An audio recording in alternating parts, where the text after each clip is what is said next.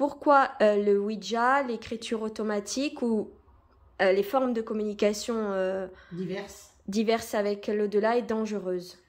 Alors, ce qu'il faut savoir, c'est qu'on parle toujours d'écriture automatique ou de Ouija, mais on ne parle pas des dangers. Nous ouvrons un vortex dans l'au-delà, que ce soit par l'écriture automatique, qui n'a rien à voir avec l'écriture inspirée, et le Ouija, qui est le verre avec le fameux alphabet pour donner les messages des défunts. Ou les tables tournantes. Ou les tables tournantes. Moi, je déconseille parce que ça... On ouvre un vortex et nous pouvons avoir autant des bonnes personnes que des mauvaises personnes. Et quand les mauvais esprits ils sont là, ils sont véritablement là. Et il faut savoir les faire partir.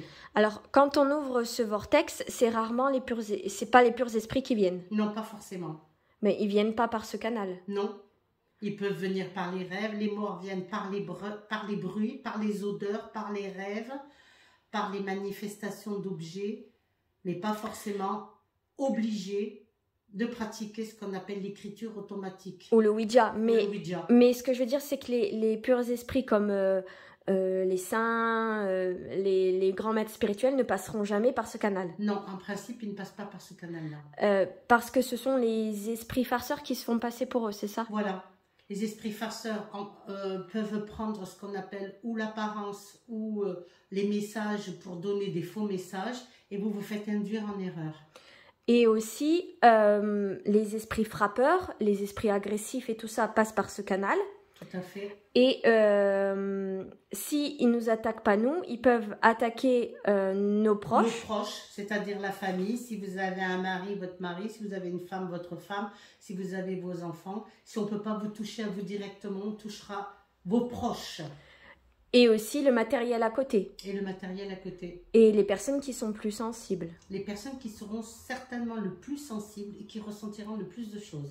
Alors, et si jamais vraiment qu'on veut faire ça, qu'est-ce que tu conseilles pour se protéger? Toujours de prier avant, d'allumer une petite bougie sur le côté droit pour pouvoir se préserver, faire une petite prière avant. Prier qui? Prier l'Esprit Saint.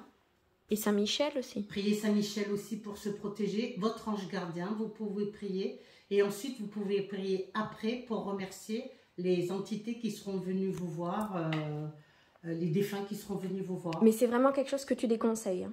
Moi, pour moi, je déconseille parce que souvent, on ne parle pas des dangers et on peut, selon certaines personnes, j'avais entendu parler qu'on disait qu'on pouvait prendre ou voler votre âme. Et c'est pour ça qu'il y a beaucoup de personnes qui ne se protégeaient pas, qui pratiquaient le Ouija ou l'écriture automatique. Ou les tables tournantes. Ou les tables tournantes. Et qui devenaient un peu, excusez-moi le terme, qui perdaient la tête après, à force de pratiquer.